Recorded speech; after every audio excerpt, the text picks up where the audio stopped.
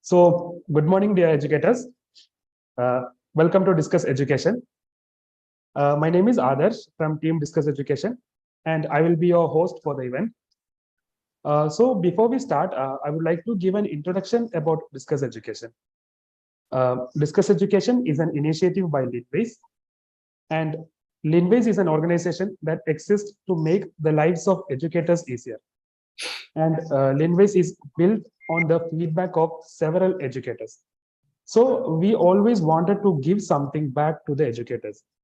And after brainstorming many ideas, we thought of providing the educators a platform where they could come together, learn from each other, and inspire each other. So this idea was the inspiration that led to Discuss Education. And in Discuss Education, we intend to conduct interviews with the eminent personalities of the education world. And we also conduct events for educators, all with the aim that educators can learn from each other and inspire each other. Okay, and today for the first time, we are organizing an event for the exam controller community. And Linways has been digitizing campuses and enabling effective conducting of examinations for over a decade now. And with our constant interactions with the exam controllers, we understood that there are a lot of great ideas and thoughts with them that need to be put out to the world. So this was our inspiration for coming up with Discuss Education with exam controllers. And the education system in India has seen rapid changes in the last decade. The emergence of blended learning, online classes, and experiential learning has changed the way how students interact with learning content. And the new education policy 2020 has made path-breaking changes that will change the education landscape of the country. So today, let us sit together and discuss education on how to drive the exam team effectively in this ever-changing system. So before we start, I would like to thank each and everyone who made it here today. Thank you all so much for joining. It means a lot to us. And I welcome everyone in the name of Linways and Discuss Education. Without further delay, let us start the session. Let us move to the first session by our first speaker. Our first speaker, he started his career as assistant professor in St. Joseph College, Trichy of Tamil Nadu. And later he joined as the lecturer at St. Joseph College, Bangalore in 1989. After the college became autonomous, he was appointed as a task force member to implement the autonomy in STC. He was made the coordinator of examinations in 2006 and drafted the examination manual in 2010. He was appointed as the chief superintendent of examinations in 2011 and as the controller of examinations in 2012. So he continued as the COE till 2018. And in 2019, he drafted the second examination manual for St. Joseph College.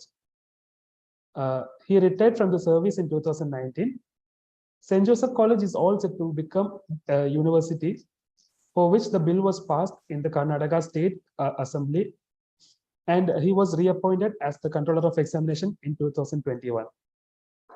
And he also has given many talks on examination reforms in various colleges. And the latest one was for a one-day seminar conducted by the UGC for the Southern State Colleges. It is our immense pleasure to welcome Dr. C. Mohandas sir for the session. Sir, we welcome you wholeheartedly. Please take up, sir. Thank you. Thank you for the words. Can I share the screen? Yes, sir. Sure, sir.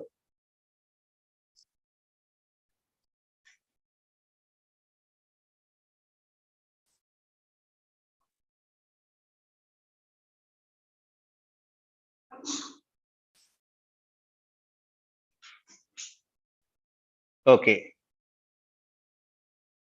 Is the screen visible? Yes, sir. It is visible. Okay, fine. Okay. So we are starting. So the title given by the Linways was The Changing Trends in Education and the Role of an Exam Controller.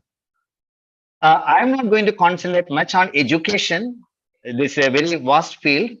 I will concentrate on exam controller's job, but to start with a few slides on a changing trends also.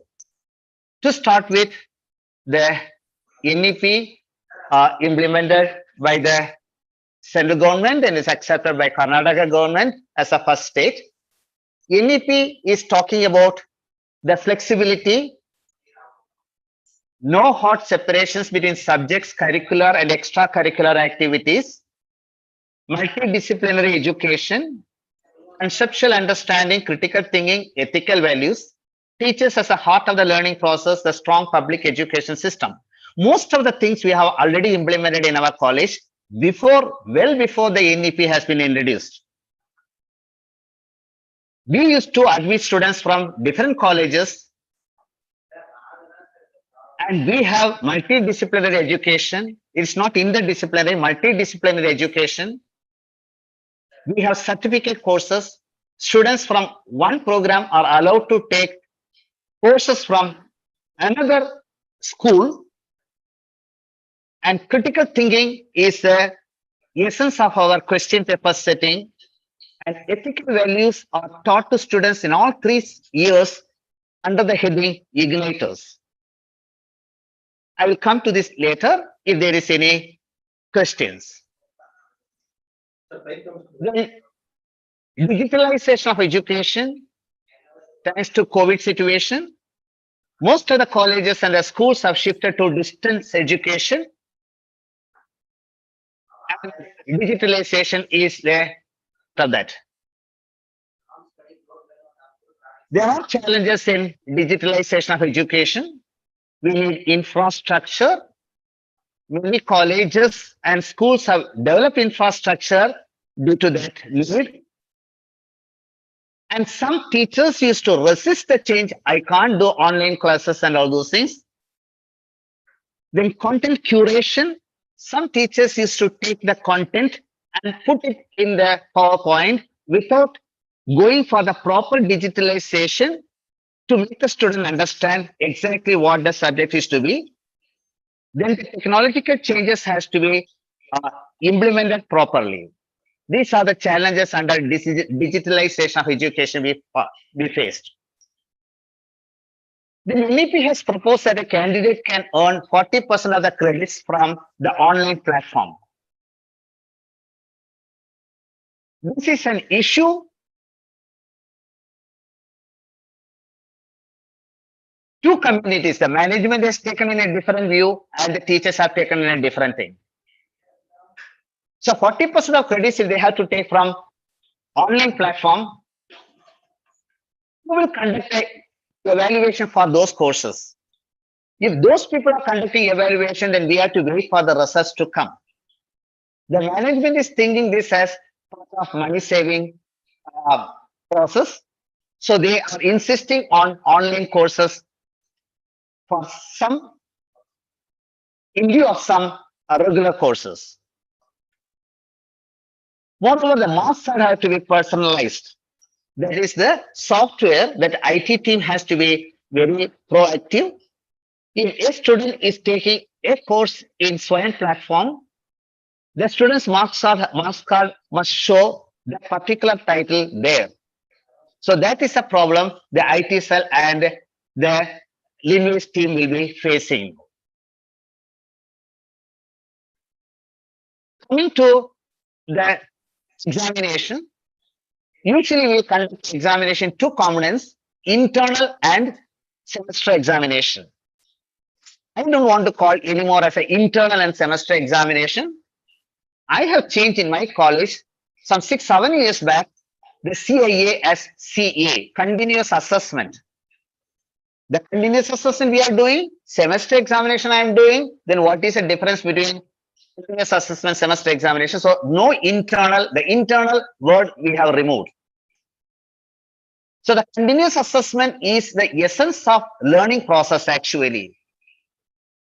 During the UGC seminar, they asked, what about going for 60-40 instead of the NEP's 40-60?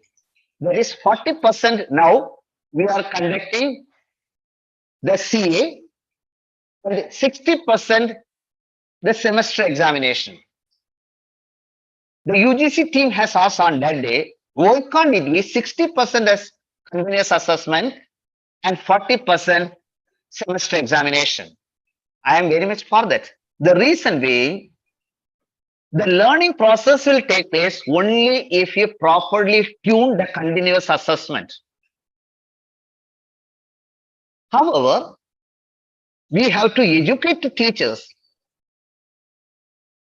to properly give that continuous assessment.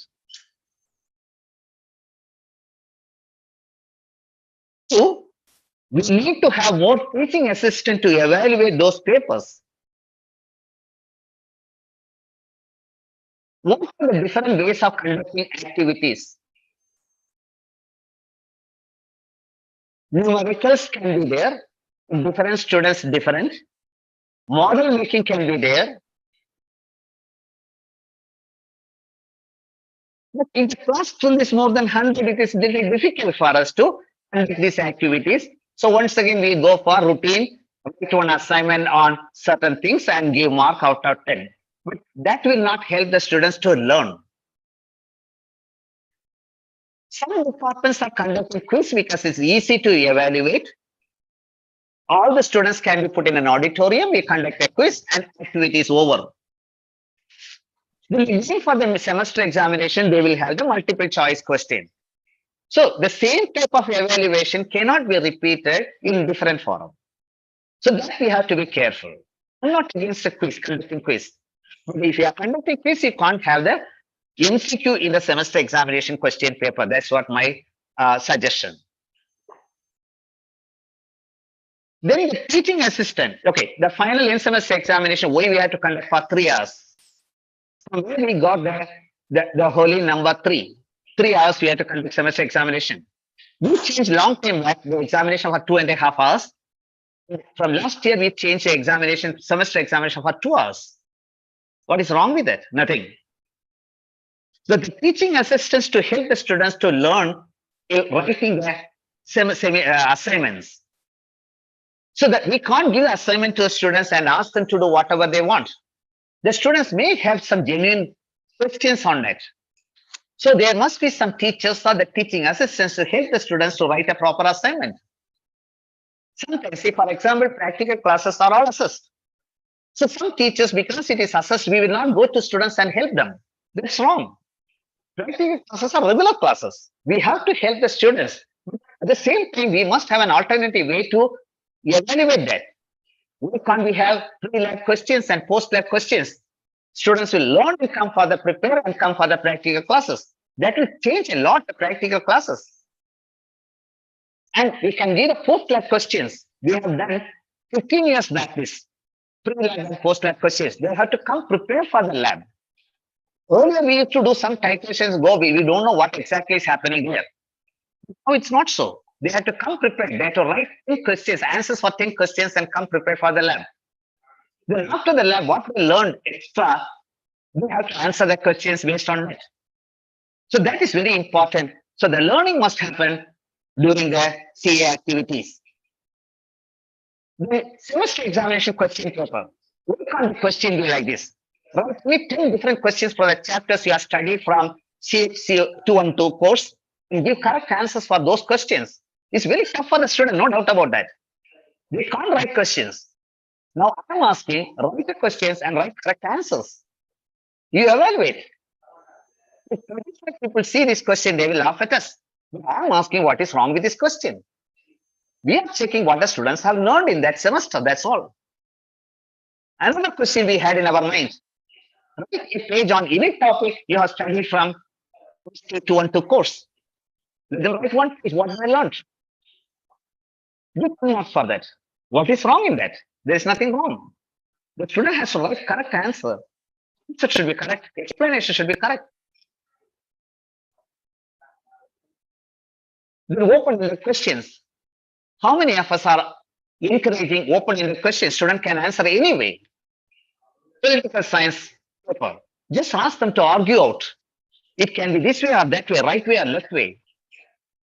Let them argue. The argument you have to read. Assess the discussion. How they have understood. They have to quote what they have learned in that semester, and based on that theories, they have to explain these questions. They have to answer these questions. open-ended questions are very important. Thinking type questions. I have given on chemistry question. The first question is a regular question. Anybody will ask. So last 50 years, we are asking the same question in the question paper. But the same thing we can ask the question given below. So there you are asking how many unpaired electrons are there. Many of you may not be knowing chemistry, I know that. But later, from the basic answer, I'm going backward. So students have to go backward and answer the question. This is what is called thinking type question. We have introduced the thinking type question 15 years back in chemistry department in our college. So this is a must. The problem is many students may fail. So originally we had 20 marks allotted for this. We reduced to 10 marks. There should be training in the classrooms to answer these thinking type questions. In the examination hall, students should not be bored in writing essays so many pages. Rather, they should analyze and write little. That's enough, and you can evaluate that. Next one is, what is the role of controller here?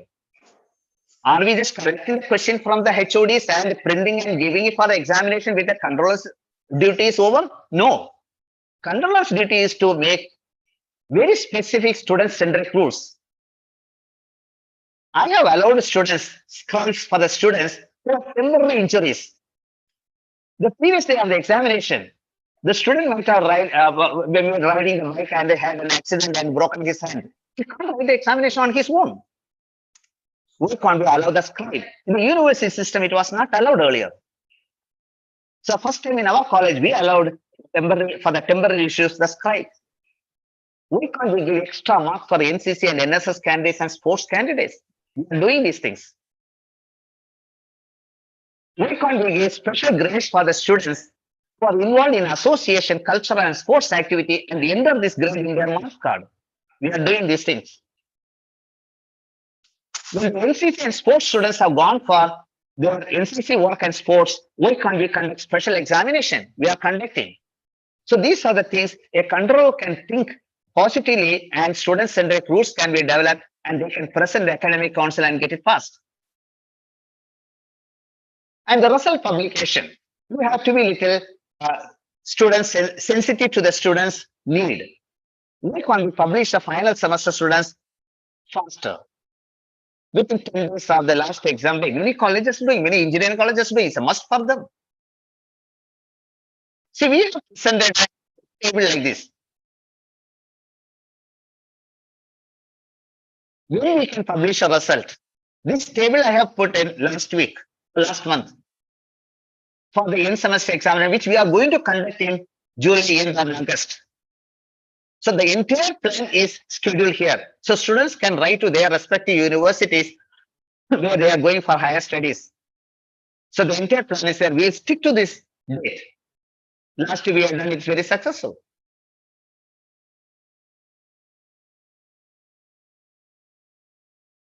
And we must encourage students, those who are coming top in each semester, we are giving certificates. We are acknowledging their performance. So 5 students, they will be put on a notice board who have come top. The first student will be given a certificate, merit certificate. Rank holders for the entire 3 semesters, 3 years together for UG and 2 years together for the PG courses, PG programs. The rank holders will be acknowledged and their certificate will be given, the rank certificate in the college day. The rules for revaluation, PG second valuation, third valuation. Will be difficult, which mark has to be entered in the student portal.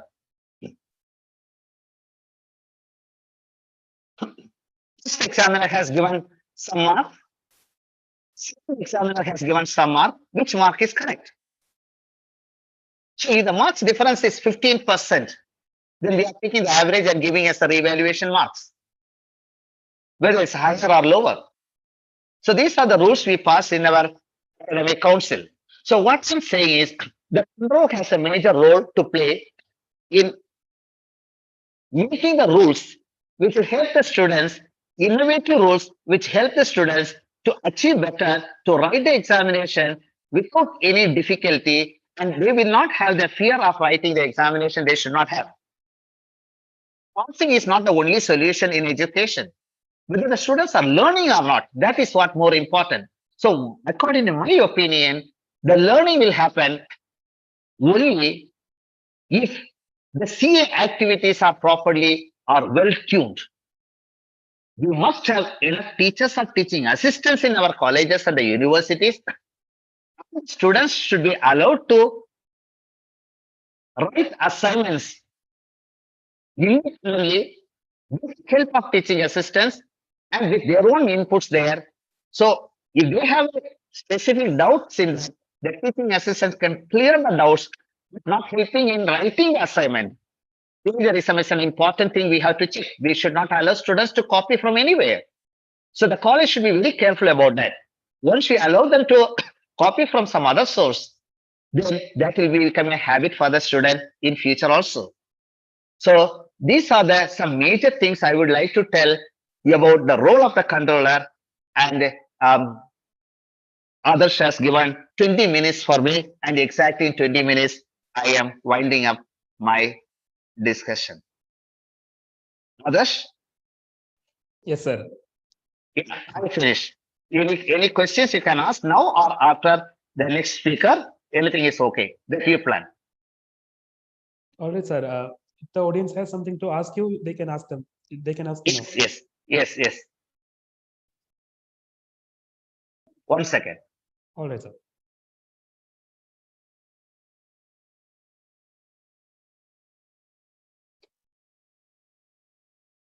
Yes.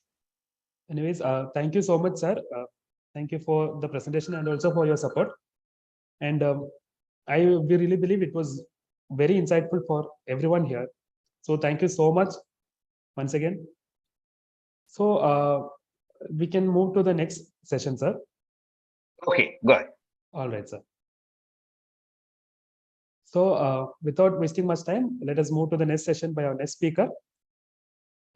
Our next speaker is the former principal of Reva Institute of Science and Management. Later, she was designated as Associate Dean for School of Arts and Humanities and School of Applied Sciences. And currently, she is the Controller of Examination of Reva University, Bangalore. We wholeheartedly welcome Dr. Beena Ji, ma'am, for the session. Welcome, ma'am. Thank you, Adarsh. Yes, ma'am. Please take over. Take 2 minutes. I'll share the screen. Sure, ma'am.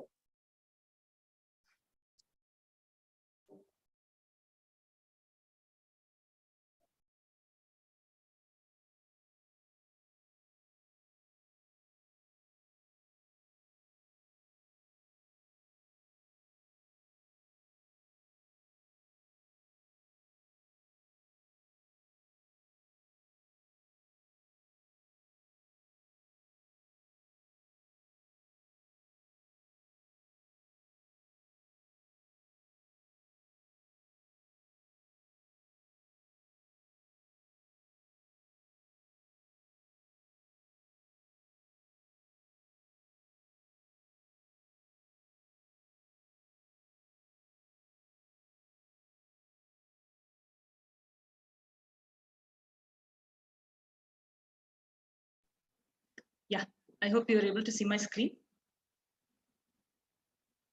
Yes, ma'am. It's visible. Yeah. So I'll be taking you through an overview of the changing paradigms of higher education, and we have all seen how the space of landscape of teaching, learning, and evaluation has been reimagined, partly due to the reformation that has been brought in, and partly due to the disruption that all of us have been a part of universally. The landscape of higher education has changed, and by leaps and bounds, and in the pandemic disrupted world, the landscape had clearly visible the footprints of COVID-19, like it was visible in all the other sectors. So education sector was not an exception. However, triggered by the pandemic, the education as a package, teaching, learning, and evaluation, stepped into the digital world and took what we call the leap of faith. And all of us during the pandemic took recourse to the digital world to continue with the teaching, learning, and evaluation process. However, despite the disruption that the pandemic brought in terms of the use of technology and entering into the space of technology, the beginnings of this disruption was already seen with the reformatory air that all of us have been a part of, be it the NEP or the UGC reformation or AICT proclaimed a reformation. So the disruption in the sector of education had begun much before the pandemic through these several reformations, and be it the outcome-based learning or diversified assessment. And what is very common as far as both these phases of disruption through the reformation and the pandemic is the emergence of the use of technology. Technology became part and parcel or began to be integrated with the regular and routine activities of the landscape of education at all levels. And of course, we are connecting ourselves, or we are focusing on the higher education. So technology, in fact, has revolutionized the traditional ways of education in terms of not just the execution of several routine activities, but also in the way education itself is being reimagined and rethought about. So I would categorize this in three large areas, keeping in mind the focus area of today's talk: teaching, learning, examination and evaluation, and academic record management.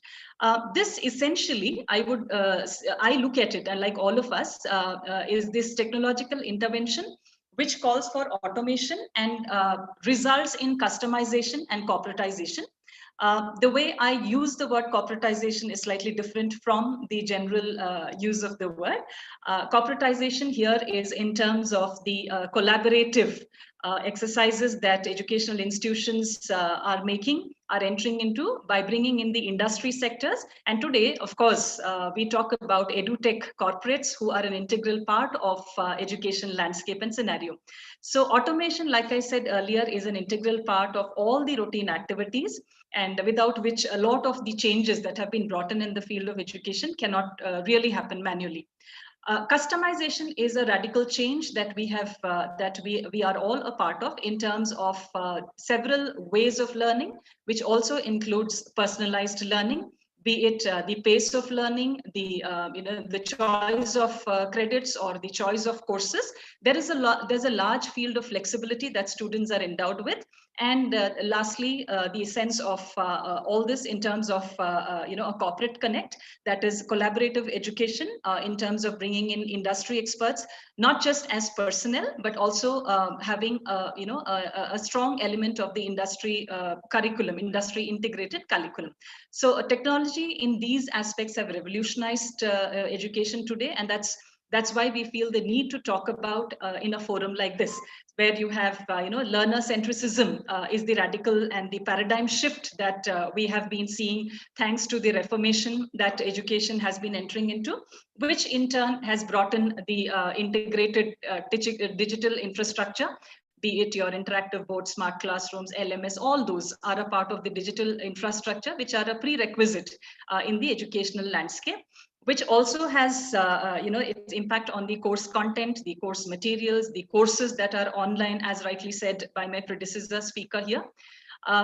NEP is one of the reformatory instruments that we have seen, and UGC and AICT and the regulatory bodies have already started with, which probably has seen culmination in the new education policy.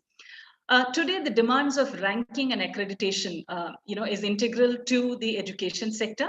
And this also adds a kind of a brand value to the educational institutions, which are marked by the brand value in terms of technology enhancement.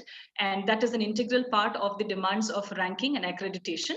All of them, have organically moved into the significant emergence of, or on the thrust of education, on the thrust of technology enhanced education. And of course, technology is the best bet when it requires managing everything: data, people, and processes. So we see a sure, integral functioning of technology and education together, where today we no longer talk about colleges or institutions of education in terms of a physical space or physicality of the space, but we also talk about personalization that has crept in. We also talk about hybrid education, which exists between the physical and the virtual world. Today, there is a plethora of options that students or learners can choose from, which we would categorize as non-conventional courses, be it artificial intelligence, machine learning, video editing, you name it, and there is a course. EduTech itself is an interesting area of research and study today. Like I said, with the advancement of technology and the integration of technology and education, you have a lot of trends that have come into the education sector in terms of the online degrees, hybrid education, data analysis.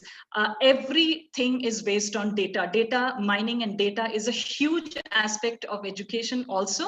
And AI intercepted data analysis helps in understanding the progression of students, in trying to map them with the outcomes. So these are of significance in the landscape today. Apart from this, like I said, in terms of collaborative education, we have industry integrated courses wherein industry personnel come in with their rich experiences and making education more relevant in terms of the in terms of the way the student takes away things of value from the education landscape. There are several takeaways when you talk about that, because the parameters of learning, testing, evaluation, all of them need to be relooked and reoriented to create knowledge workforce. Today, we are talking of learners who would be going out of the portals of any educational institution without even realizing what kind of work profile awaits him, because that is the kind of volatility, that is the kind of dynamism that exists in terms of the industry and the corporations, where there are no definite skill sets that a student can anticipate and go into the corporates or to work. So we are actually preparing students to get into profiles which probably would be new to them, and digital platforms are an excellent platform to be utilized to build the requisite skills. And of course, today we talk about the significance and the relevance of 21st century skills, because every sphere of education celebrates critical thinking, reasoning, the abilities to solve problems, collaboration, collaborative interests and attitudes of students or learners or any teammates. So the takeaway is in terms of technology. Yes, there is probably a lot of us would feel that there is a lot of intervention of technology, but then we have all adapted to it, triggered by the pandemic, and all of us have found ourselves, very firmly rooted in the sphere of technology, which now all of us realize is a means of empowerment. Definitely empowerment to both the teaching community and the learner community.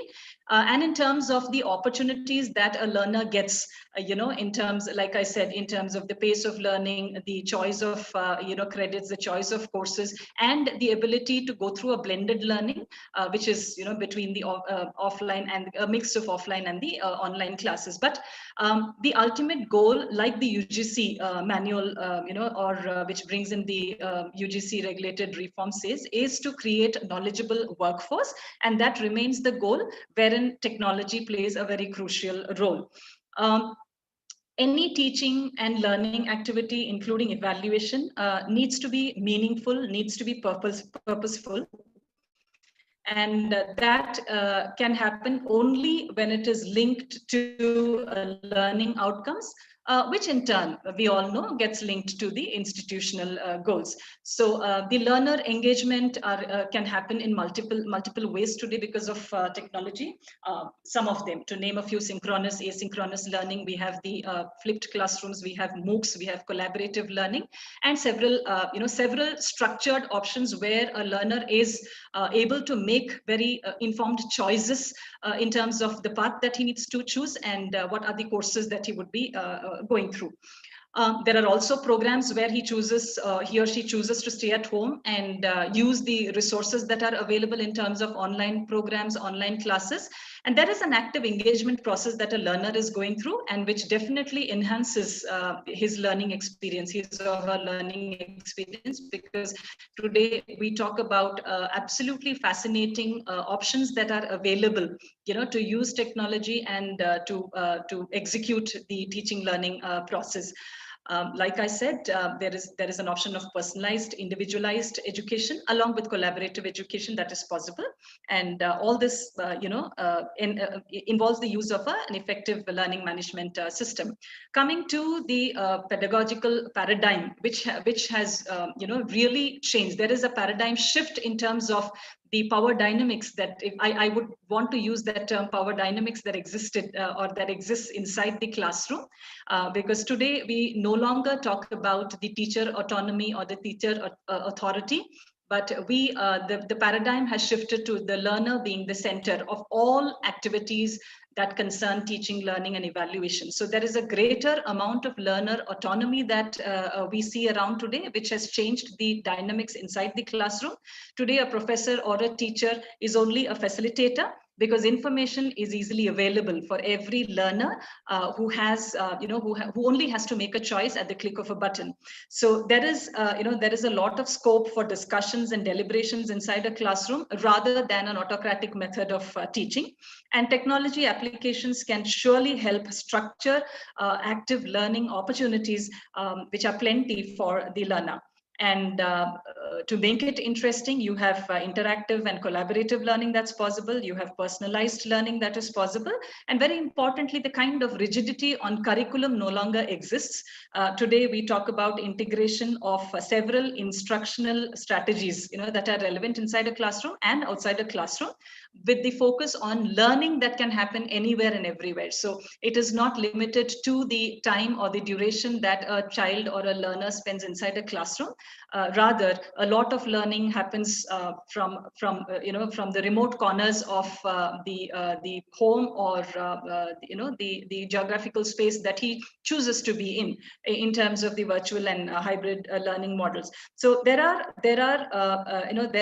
a lot of changes that are happening inside the classroom, but very importantly, there is an atmosphere that facilitates learning, and the professors and the teachers become facilitators to strategize instructional material that is relevant, and how to execute their teaching through several available options, because of technology. Now, the third bit that I was talking about, apart from record maintenance, is obviously examination management system. Gone are the days when the examination department had to only deal with numbers in terms of conducting examination, getting them evaluated, going through the process of re-evaluation, and computing and announcing of results. Today, the entire Department of Examination and Evaluation is integrated with academics, and hence today we talk about an examination management system wherein a lot of these aspects cannot be. It's impossible to get these things done manually.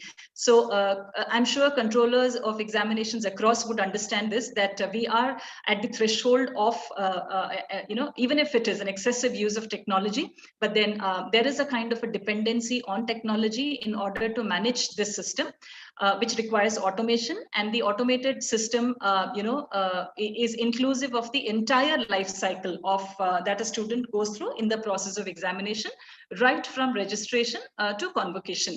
And there is a greater transparency in terms of the conduction and the operations of examination department. Of course, security and efficiency of processes and workflow is also an important aspect.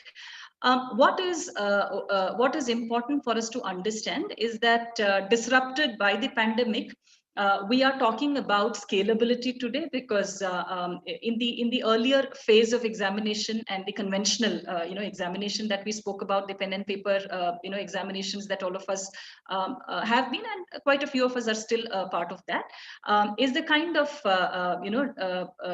impossibility of scalability. So thanks to technology, thanks to online examinations in various formats, we talk about a seamless and scalable system wherein additional numbers can be accommodated without actually worrying about the physical availability of infrastructure.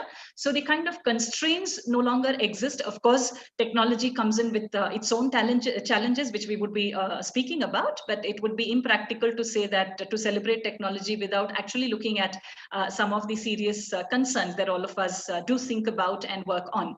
But overall, when you talk about the landscape of examination and evaluation, there is a greater variety of assessment patterns that are possible. And this, every regulatory body has also presented, NEP talks about this, where assessment, there needs to be an assessment management plan, a very systematic assessment management plan, where we need to have assessments strategized for every course and every program, and this would be different. So you really do not have a one size fits all kind of an assessment in this present scenario, and probably that adds to a lot of work in terms of the different categorization that we have. Nevertheless, it is an interesting area because each course may have multiple kinds of assessments which would be different from the programs across departments and schools.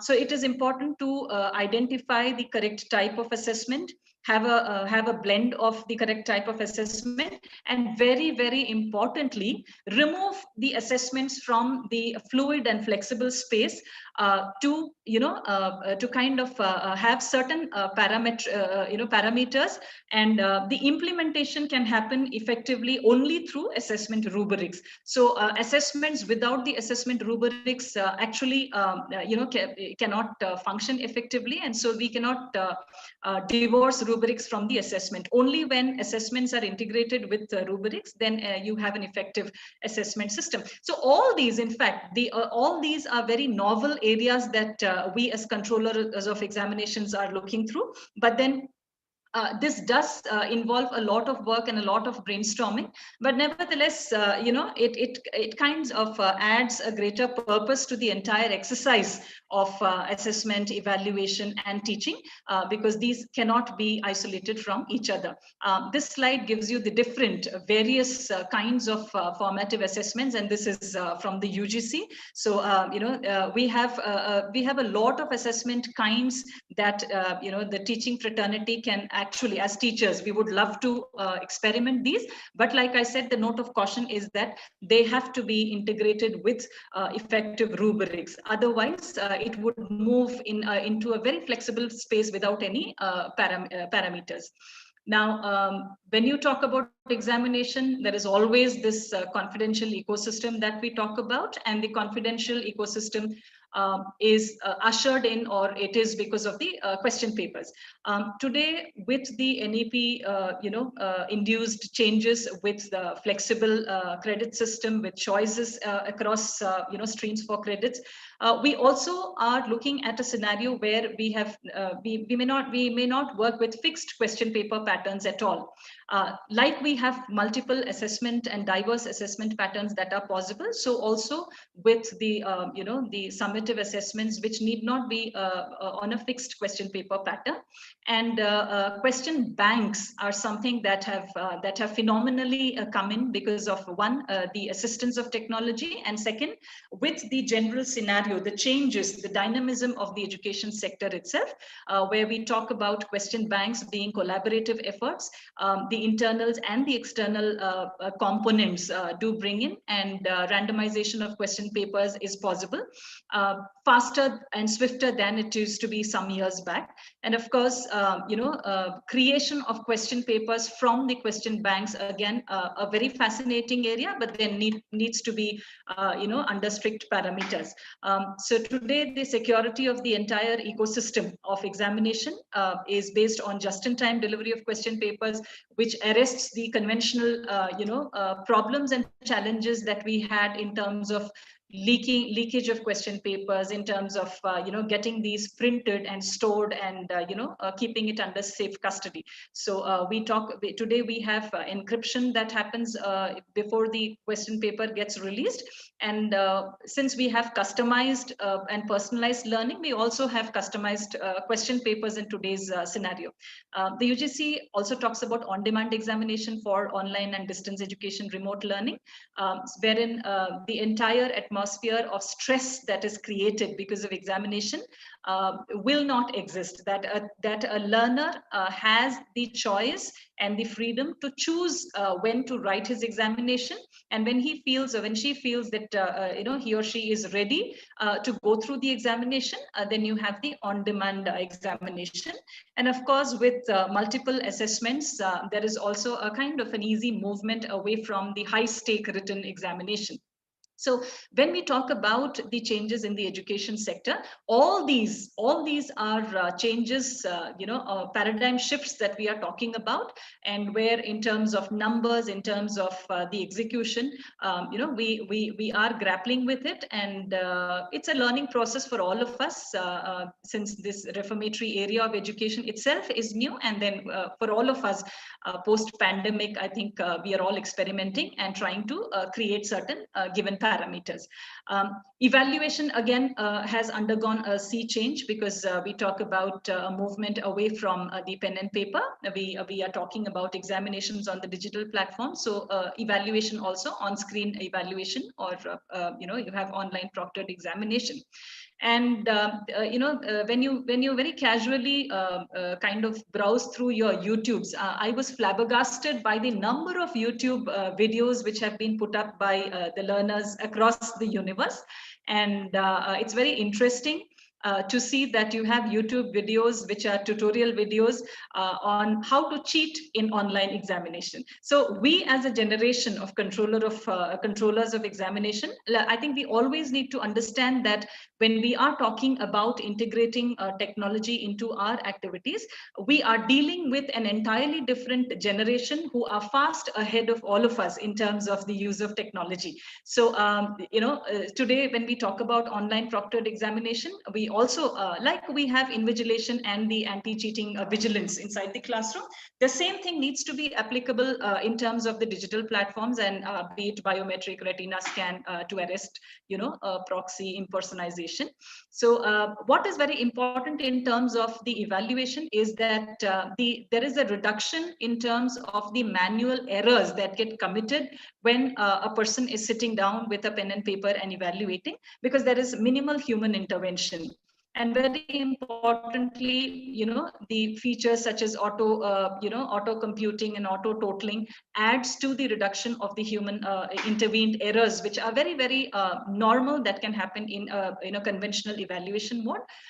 We talk about accuracy and speed together being integrated with digital evaluation, which is a big takeaway for teachers who are running between classes and also the evaluation centers. So digital evaluation in terms of accuracy and speed is a big add-on and takeaway thanks to the technology enhanced education.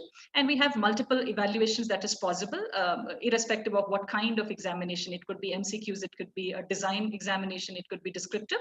Today technology is able to accommodate these. And very importantly, when I say this, I must also say this, that as institutions, when we are experimenting and when we are taking that leap into the sphere of technology, there is an element of customization that every institution will need to, because there is an ecosystem that we as people existing inside the institution understand, and the processes. So the overall processes of examination, evaluation, teaching, learning, yes, it is the same, but then from institution to institution, there are certain customizations that we can bring in to suit our own ecosystem. And that is something that I think it's imperative that technology give us. The last aspect of technology changes that the education sector has been seeing in the last 5 to 10 years is also in terms of academic record management. And this has changed hugely with the National Academic Depository, NAD and ABC, Academic Bank of Credit, coming in. Earlier, there were explorations of blockchain technology in order to digitize certificates and grade cards, and also keep them secure. But today, with NAD portal coming in, all this is integrated together, and I'm sure all of us are an authentic part of this. And the process of authentication, the process of verification of certificates are much simpler and swifter thanks to the use of technology, which can happen online. And this also helps in terms of verification, re-evaluation processes, and credit transfers, which we are going to see, because the NEP talks about multiple entry and exit, the kind of learner-centric initiatives that have come in. So a student is able to take credits from not just the institution that he has enrolled in, but move across and take credits from everywhere. So the academic record management system must ensure that there is every student has his or her credit accumulated. And for all of us, yes, it is a work that it involves multiple work and multitasking from all of us. But then that is exactly the changes that are happening in the education sector, and I guess all of us are prepared for that. So it is almost it's so customized that every student, when you click on the button, each student will have his history of the credits and accumulated. You must have a master data that holds not only the overview of one entire batch of students in one academic year, because today we no longer can afford to talk about academic year and the batches, because batches themselves can be very fluid thanks to the multiple entry exit option, and more importantly, the availability of opportunities for learners to accumulate credit. So each student will have different credits, can have different credits in the same semester. So we are dealing with individual student data rather than accumulative data of an entire batch of students opting for a certain stream. Now, all these changes that have taken place or that are taking place in the education sector involves a recalibration of the role of controller of examination. Like I said, we are no longer limited to conducting examinations, transferring the marks, and computing and announcing of results, but the roles of controller of examinations have increased multiple times and diversified, because we are also integrated into the academic sphere now with outcome mapping and the credit transfers that are happening. This also has resulted in the examination schedule being very volatile and dynamic. We are talking of examination schedules throughout the year rather than one fixed season of examination. And I'm sure as teachers, we all understand, the painful part of it in a lighter vein is that no longer can we afford to say back at home that, look, this month by this date, we all finish our examinations. That's the end of the examination season and all of us can take off on a vacation. It doesn't happen, because your own children at home may be going through credit transfers from one institution to the other. You as controller of examination may be catering to certain examination schedules that have to be customized. So the volatility of examination schedule is an important emergent a challenge that we face as controllers of examination. And very importantly, when we are talking of a fluid examination schedule, there is a lot of work that gets involved in also understanding the slots where examinations can be scheduled. It's not that fixed slot, okay, these 2 months are fixed with examination. This is because you have non-fixed credits where the credits earned by a student in each semester may not even be the same. So each student data has to be checked multiple times because we are catering to the student choices. Students have several choices today, right from choice of faculty members to flexible timings to learning pace, or MOOC courses that he or she can take up. We talk about multidisciplinary choices that are available for students today in terms of dual degrees or taking courses across streams, where the rigid compartmentalization of streams no longer exists today. Today we only talk about knowledge sphere, and every learner is a seeker of knowledge, irrespective of the fact that this knowledge can come in from anywhere. So I have just given you examples of students taking in, say, engineering and coupling it with a few credits from sports, from music, from art. So this This makes their learning very, very interesting. Nevertheless, it requires a lot of recalibration on our roles as COEs, wherein we get integrated into the landscape of academics. And all this, the prerequisite for all this to happen seamlessly and scalably is an agile, adaptable, and scalable automation, because even automation cannot be fixed. We are talking of an automation that needs to be fluid, that is agile, and can take in changes as and when required.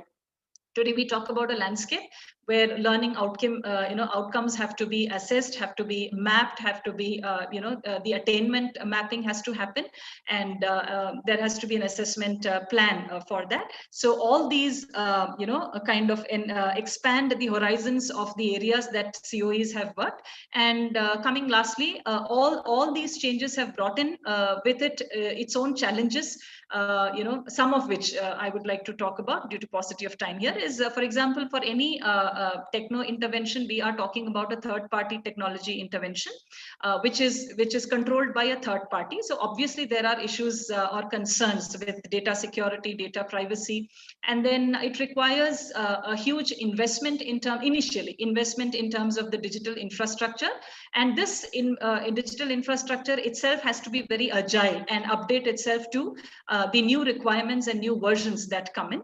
Apart from that, we have a huge, a country like ours, the problem of the digital divide in terms of the differences in socioeconomic conditions of not just people, but also institutions of seekers of knowledge, of learners. So all that adds to the challenges in terms of the automation.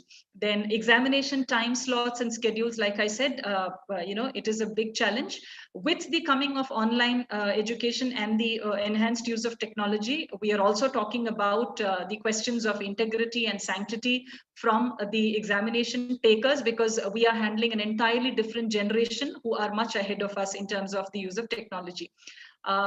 As COEs, when we are talking about bringing in changes, we are also very realistically able to understand that there are resistance to changes from a certain generation of teachers who probably will take a little more longer to adapt to the changes that are coming in. So with the kind of huge changes and coupled with the intervention at the time of the pandemic, I think we as educators, as people involved in the landscape of education, we have found ourselves in a completely different way and adapting to the changes of technology that are happening all around us.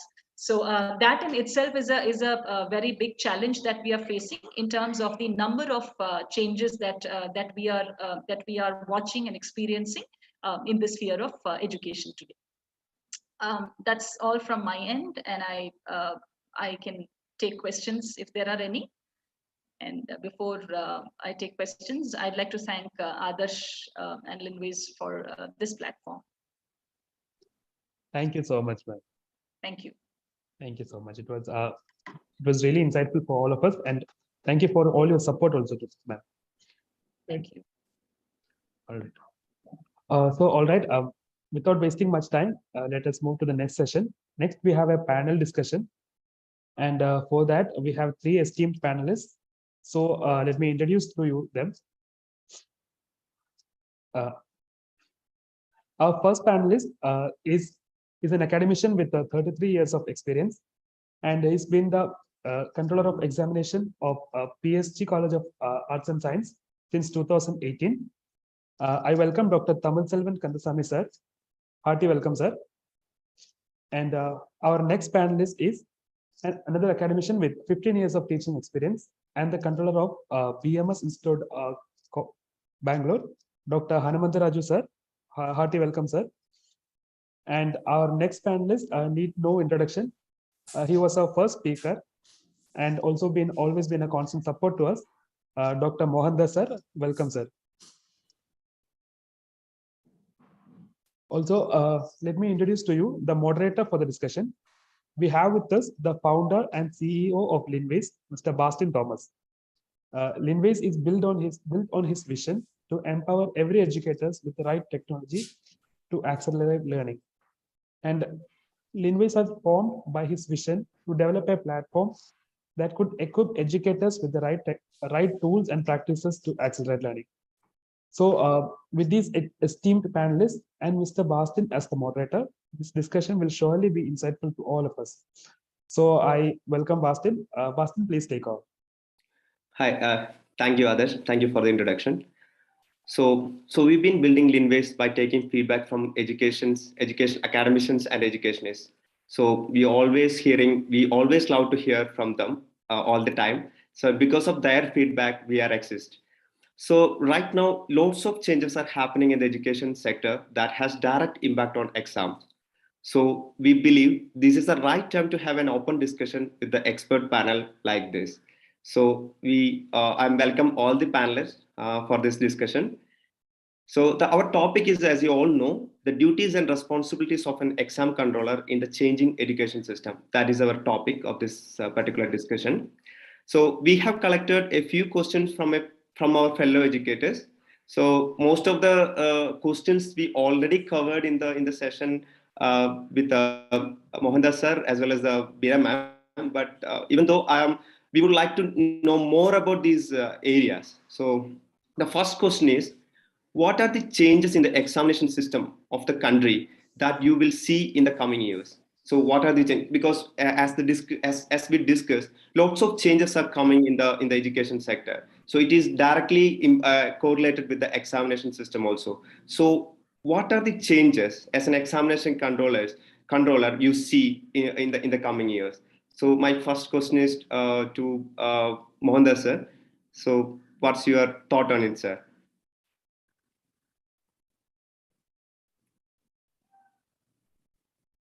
Sir, you are on mute, sir. So, Adesh, can you?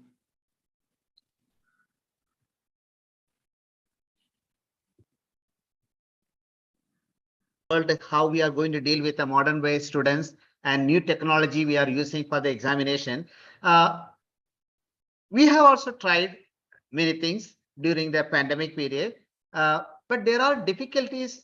There are a lot of cheating happen, as Dr. Bina said. It is a YouTube is educating students how to cheat. So these are the difficulties we are facing with the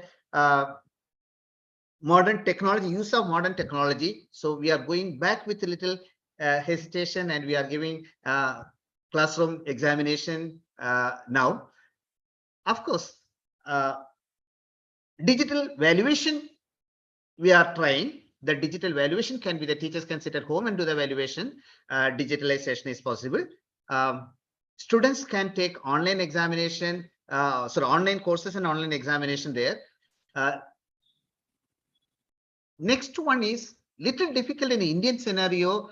The credit bank system, students can earn credits from various courses they are taking, but how to verify that they will not repeat the same courses again and again in different colleges, because we cannot conduct courses for separate one student. So we'll be having mass education in our colleges. So that is a difficulty we are facing when we allow the student to transfer from one college to another, and also when transferring credit from one system to another system. That's what I can say about in future what we are going to face. Okay, sir. Raju, sir? Yes, sir. Yeah. Am I audible, sir? Yes, sir. Yeah. The question is, what kind of changes we're expecting in the coming year? Firstly, the assessment pattern is going to change. A big change we can see in the assessment pattern. So especially at BMS IT, what we have done is we have a plan, come out with a library of various assessment methods. We have done quite a good research, and we have come out with 30 to 35 variety of alternate assessment methods. And these methods, the tools, what we say, is easily fits into the variety of the courses that are offered in our autonomous institution. And we made it at least 2 courses alternate assessment methods shall be selected by the faculty member, and which is mandatory, of course. and they can be adapted to various courses, be customized to various courses. And these alternate assessments are going to be a variety of the wide survey we have done from a group of faculty members, and we arrived at this kind of the library of alternate assessment methods. That's the one thing what we have seen. And even Dr. Beena ma'am also was telling that we should customize the alternate assessment methods depending upon the courses as well. And that's, I think we have started that kind of the assessment method at the BMSIT. And the second thing is, in the future, what we are going to see is less of the paper-based education and more of the computer-based education that we are going to see in coming days. And also the main thing is the responsibility of a student. In coming days, it's going to be more, the student responsibility is going to increase more compared to the teacher responsibility. And teachers are going to become like, a problem solver, or, the problem specialist, or a guide kind of, the role the teachers are going to take in coming days. That's with reference to students. And coming to the examination patterns, right now what we have is just, a pen and paper based technique, and our institution has started at least the evaluation method is a digital platform we have started currently, and all our answer scripts of which are answered by the students. Again, students are answering in a paper, and we are going to digitize that. The evaluation method is a digital at the BMSIT, and the once the paper gets scanned and converted into digital platform, the evaluation and result announcement becomes very much easier. And the last day of examination to the result announcement, we have taken almost the 3 to 4 days. A speed result processing will become easier with the use of the technology. That's one thing what we have practiced at BMSIT, and I think these are the changes that we would like to see in coming days. And the syllabus also, right now we can see that the syllabus has been customized, to the institutions. I think we have to sometimes we have to copycat the syllabus even from internationalization point of view also, because the lot of courses are launched even in YouTube and Coursera, and even in NPTEL also we have seen variety of courses. I think looking at these, the syllabus courses offered by some edutech companies, or we should even customize our syllabus to the international platform. So these are the changes which we would like to see in coming days, sir. That's all from my side. Okay, thank you, sir. Tamil Selvan, sir. Sir, good morning. Yeah, good morning, sir. Good morning to all. I'm Tamil Selvan. As the previous members have had the discussion, the physical papers into digital conversion is taking very important role for making us publishing the results and analyzing the results, and those things become very, very easy for us. And the pandemic has given us the technological methods, various techniques for doing the online examination and all. And our PhD software team has developed a package for the online examination, and we had our own mechanism, our own the detail. So the video is not possible for me, sir. I can give you the thing as such. The entire thing has been done. The supervision has been done. We have asked our professors, and they have given the online examination monitoring. Apart from the thing, a regular examination that has been done, the online mechanism. So the students has to be, monitored directly by the professors or the invigilators directly, and thereby the examination, the process has been done very, very successfully. And we have, after the pandemic, we have a plan of converting this physical paper conversion into the digital conversion. As our previous member has discussed, the digital conversion, they are using that mechanism now for converting the papers into digital. We are also planning for this, so that the examination mechanism will be totally become very easy, and the workload, as you have asked, the workload in the examination section become very, very easy. And with the help of the IT, And these are all,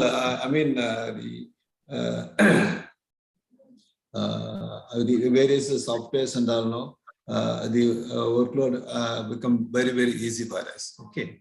Thank you, sir. Thank you. Okay, okay. Thank you, sir. Thank you very much. So the next question is, hello, am I audible? Yes, Bastin, you are. Yes, yes, yes. The next question is related to the NEP. As the Beena ma'am and also Mohanada sir, mentioned about this particular case. So credit bank system. So what is a credit bank system or academic bank of credit? How can it be implemented and how will the students be benefited by the system? So what is academic bank of credit and what is the students benefit in it? That is the second question given by us. So some educators wanted to know more about these particular cases. So Mohanada sir, actually you started implementing the NEP procedure from in your campus. So could you explain a little bit about that, sir?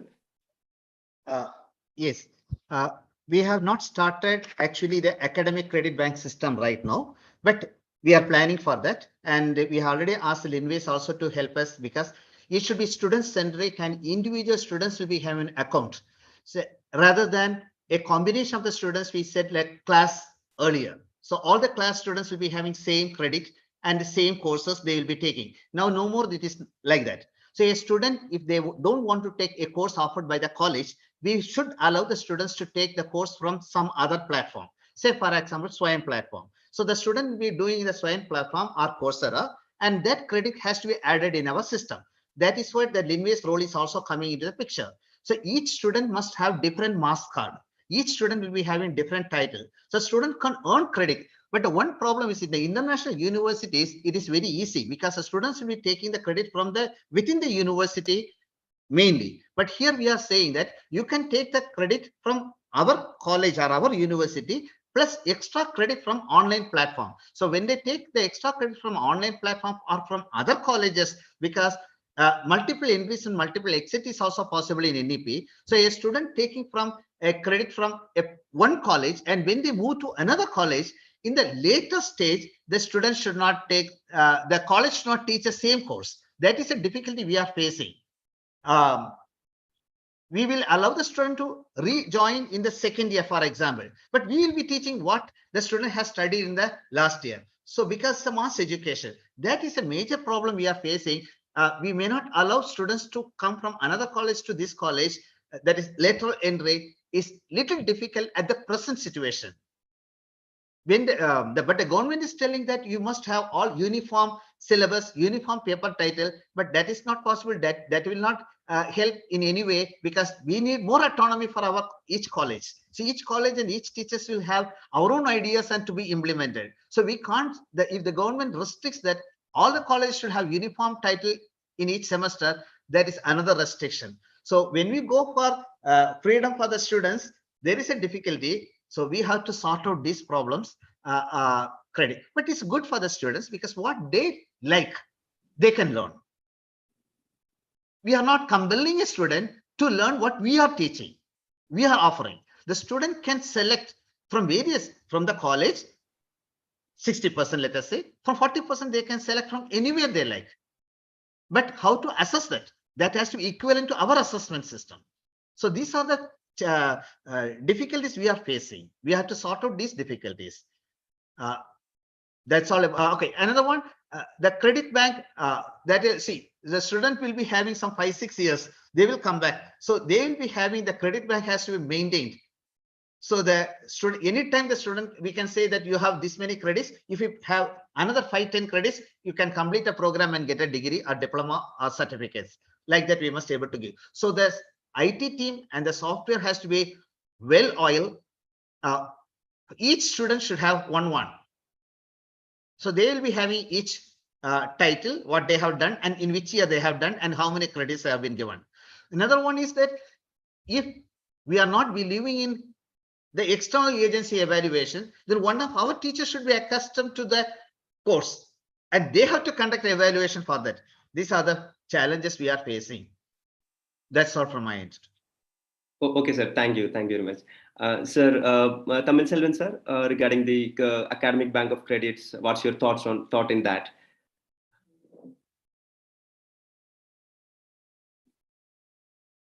Hello.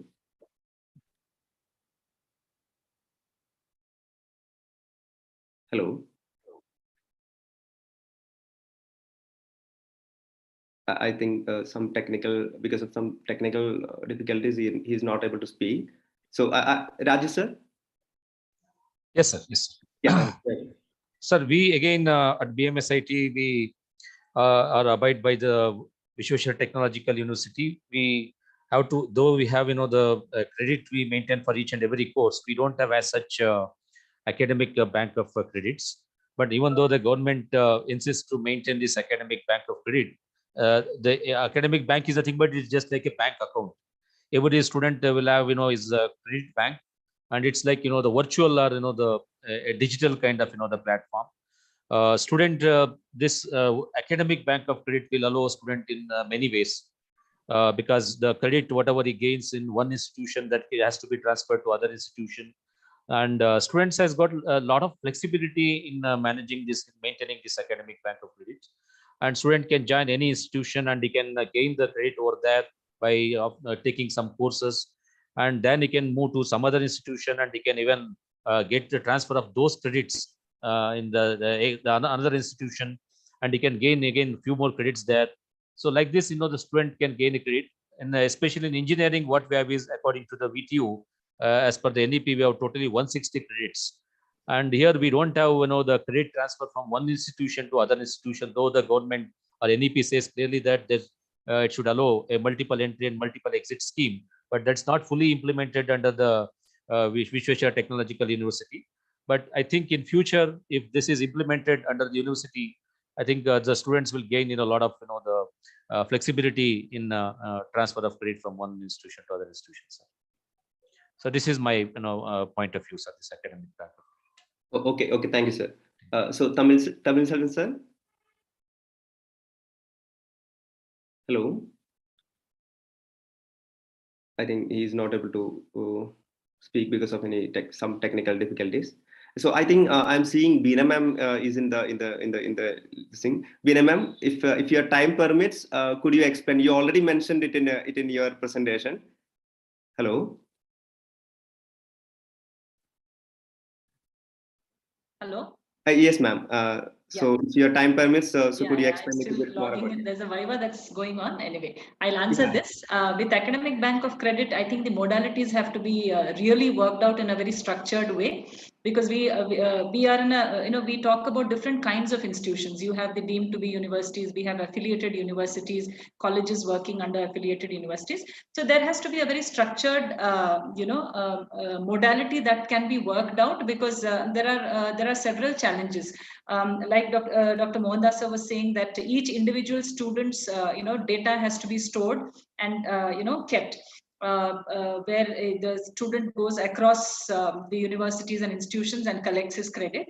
That is one. Second thing, with multiple entry and exit that is possible, you're also talking about a time period that you have to wait, and what happens, for example, in that time period with his continuous internal assessment. You are supposed to continuously evaluate and assess a student. So when there is an exit that is given to the student, there is a standstill. So what activity has to happen with the student, we are not very clear.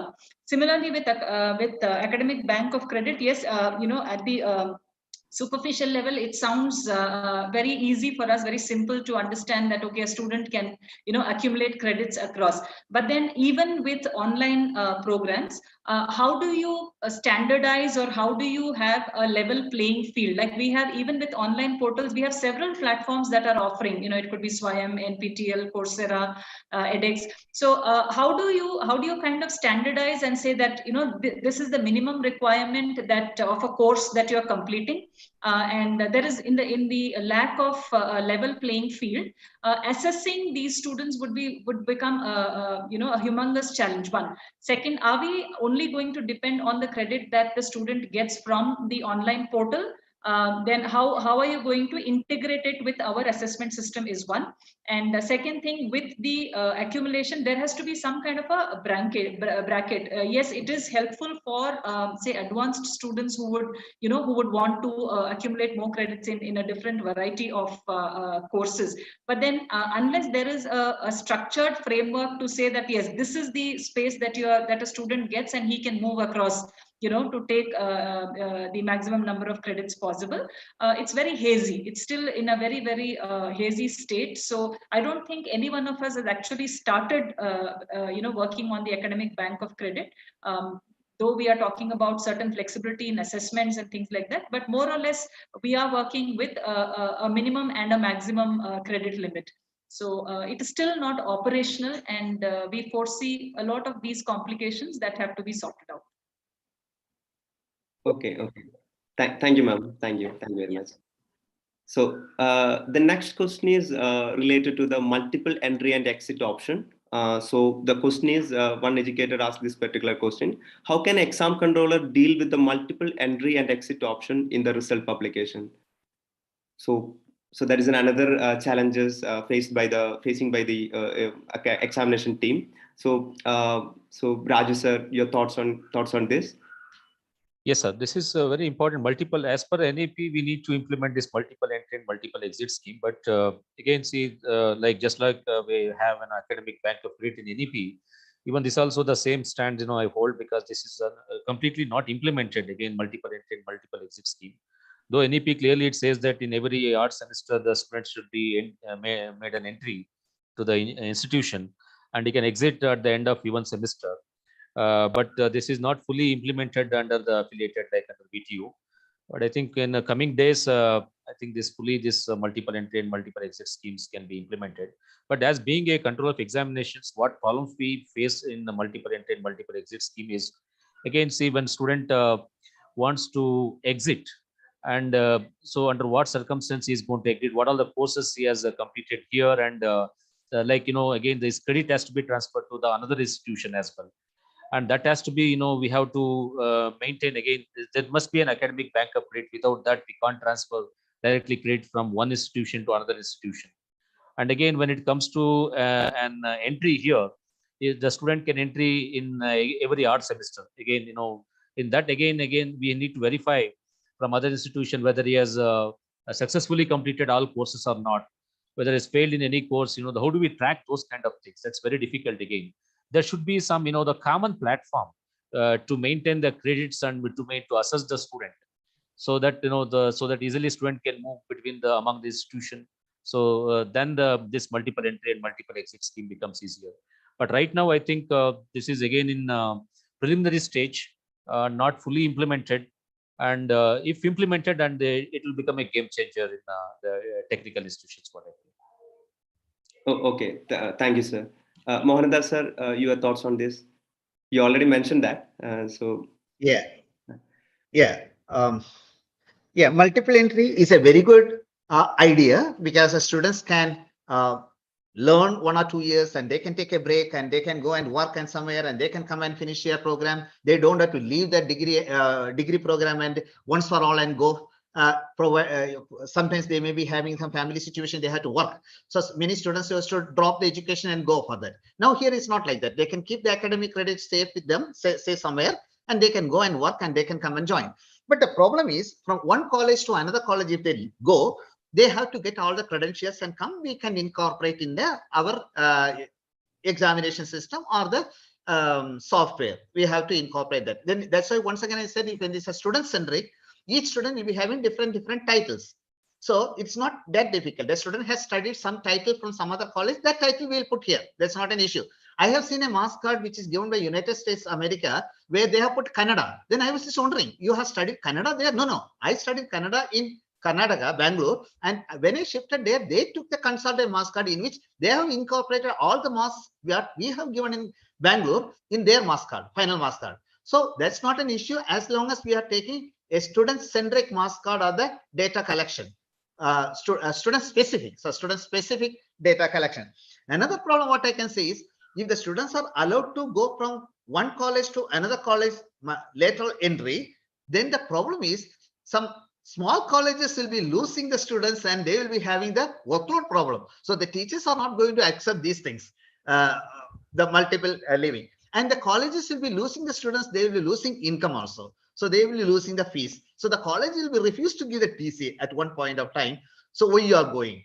So these are the problems we are facing, but it's a good idea as a student's point of view, because students can go from one college according to their liking. If they don't like a college, they can go to another college, they can try.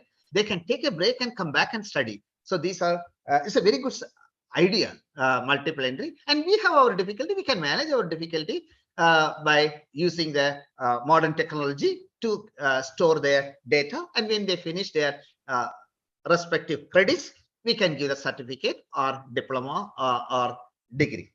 So that's all from my side about the multiple entry. Okay, sir. Okay, thank you very much. So Tamil Selvan sir, Adarsh, he's on the line, or? I think he has some technical issues. Oh, okay. So we can move to the next question. Yes, Sir, yes. is available? No, Baston, you can move to the next. Okay, question. fine. So the fourth question is, how does technological advancement simplify the workload of an examination team? So already the BNM ma'am as well as Mohanada sir, mentioned these things in their presentation. So this is the question. How does the technological advancement simplify the workload of an examination team? How a technology can enabler in the smoothness of smooth running of examination team? That's the question. Sir Mohanada sir, your thoughts on that?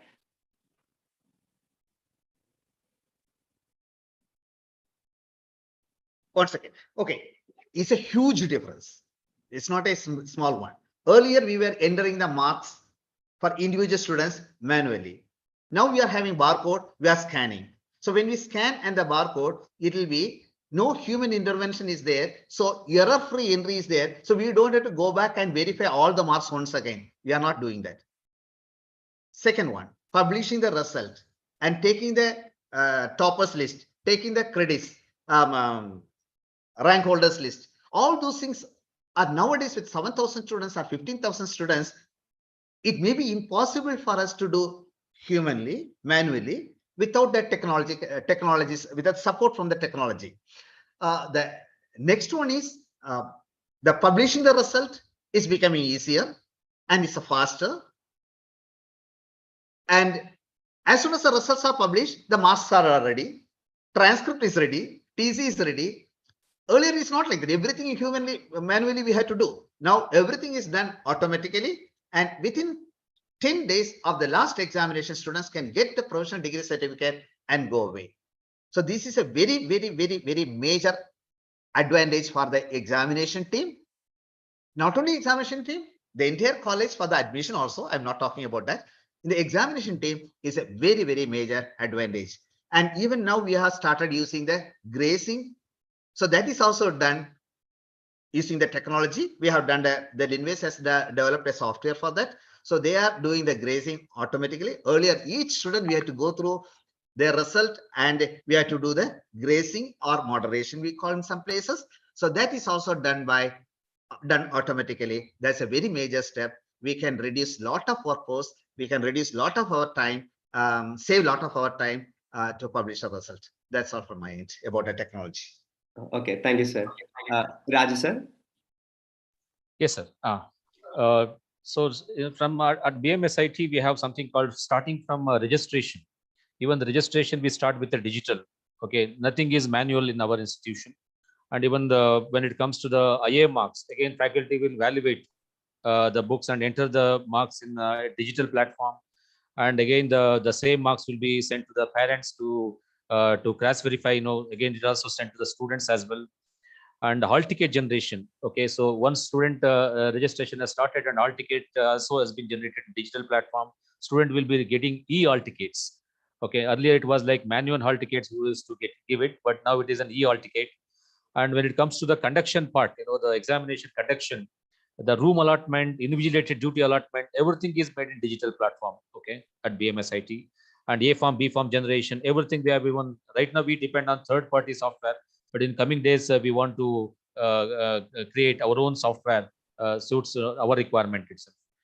And next, as Mohandas sir was telling about the valuation part, already we have started this digital valuation at BMSIT, and we have something called exam management software, which will take care of the complete the hall ticket generation, invigilator allotment, A form, B form generation, everything is taken care by the exam management software. And when it comes to digital valuation, we have something called double valuation even for undergraduate program at BMSIT, and all scripts will undergo a double valuation. And we don't have something like single valuation, because to create the give fairness among the students, there's something called double valuation. And even the marks what we are taking from double valuation, the best of the if it's double evaluated, it will go as an average of marks. And if the marks difference is more than 13, it goes for third evaluation. And in third evaluation also, we will since the 3 evaluator marks are available, we'll take the average of best 2 marks, so that in order to give fairness to the students. This is how we have digital evaluation system at the BMSIT. And Mohandas sir was mentioning about grazing.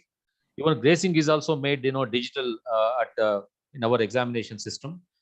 So student will be given 5 marks grazing according to the VTU or VTU norms, and so that the grazing is immediately applied to the student. Since already the digital valuation is available with us, so that the grazing is directly it's applied. And rest of the process, like the revaluation, challenge evaluation, result announcement, and grade sheet printing, the complete aspect is going to be in digital platforms, sir. That's all from our side. Okay. Thank you, sir. Thank you for your insights. I think still the Tamil Selvans are not able to join others. So I can no, go to sir. the next You question. could not do it. Okay, fine. So the next question is almost similar to the previous question. What technological advancement do you expect as an examination controller? What that would make your job easier and effective? So it's very similar to the previous question, but what's your thought? What you want in your examination team? So like that. The question is, hello, Mohandas sir. Okay, Yeah. So I will do it. expectations. Yeah. Expectations are very big. So I want a question paper has to be generated from the question bank without the questions getting duplicated, and each student can have different question papers, and the evaluation can be digitalized, and the digital valuation that the questions have to be very lesser number of questions, and the answers should be precise so that the teachers can value the valuation faster. So that is from our end, but the software can generate the question paper, but the restrictions are there, like Dr. Veena said, with the conditions. She said, she used the word with the conditions, that is a question should not get repeated, not even the entire question, but the concept also should not get repeated. These are the conditions to be implemented, and it's a huge task for the software team to work on that. Point number 1. Point number 2, digital valuation. We have already experienced sending the paper to the teachers. Teachers can value the papers at home, but the teachers have to go through the paper and do the valuation. The time they can save, maybe the transport time. Other than that, they cannot save much time. But if the question paper pattern itself is changed, then the valuation time also can be made easier. Then result publication is happening now faster. The rank, the toppers list has to be generated by the software. The ranks, and then another one is the major one. What we can say is the academic credit bank, creating the credit bank and individual students. You have to. That's a huge work you will be having in the future. Each student must have a number, registration number. When you click the registration number, when the student has done what, where, what is the credit, who has given that, and is it acceptable to you? So these are the information you have to store, because somebody assessing and giving credit, a dubious university that you cannot take from St. Joseph's College accepting that, St. Joseph's University accepting that. So who has done that? Where's the credibility of the institution which has given the credit, and whether you are going to accept that.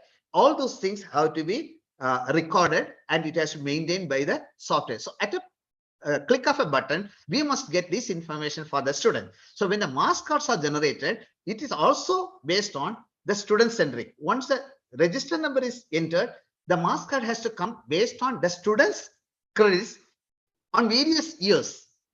So 1 year the student may be getting, so we must have a bracket. We can say that student cannot earn more than this many credits in a year. So student can complete the degree in, say for example, 6 semesters are there. So it is not necessary a student has to do all the 6 semesters.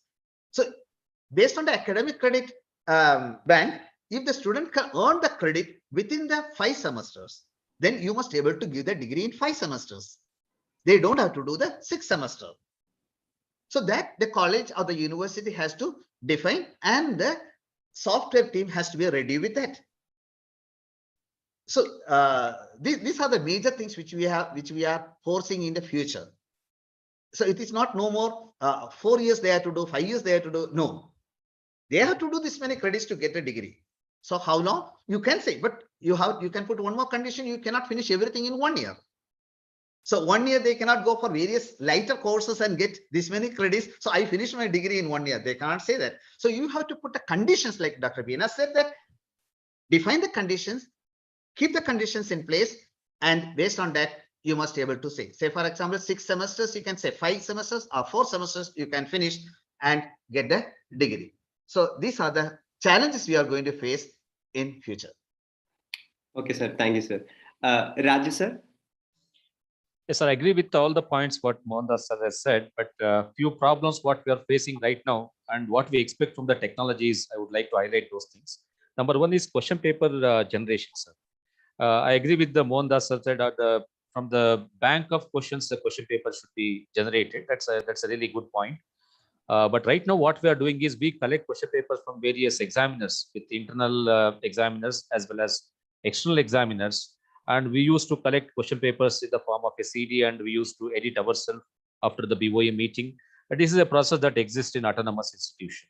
But if a technology exists wherein which you can send a link to the external question paper setter, so that he can type and the same question, if it is visible to us directly, just like in Google Drive, whatever happens, everything can be saved automatically. If such a technology exists, that would be really benefits us. And second thing is regarding writing. Students even today they write in paper answer. We provide answers from the examination sections, and student write answers in the booklet, and they will submit it. But some colleges already they have started with the writing pads.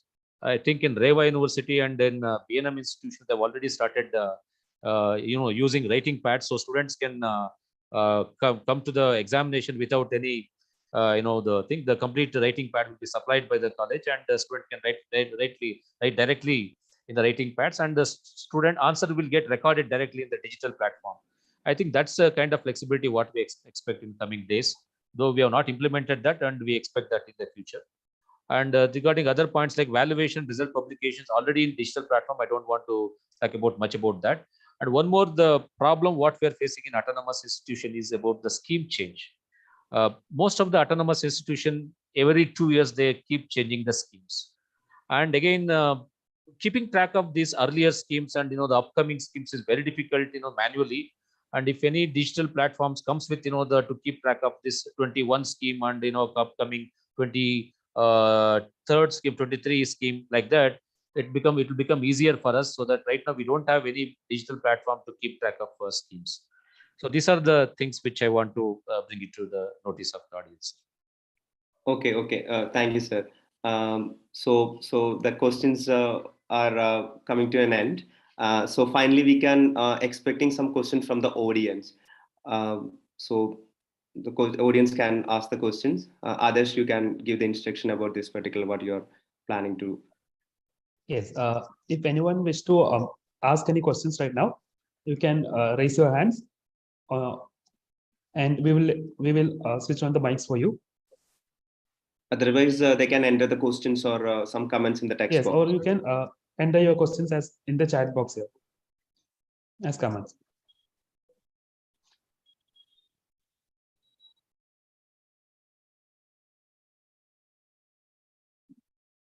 Anyone?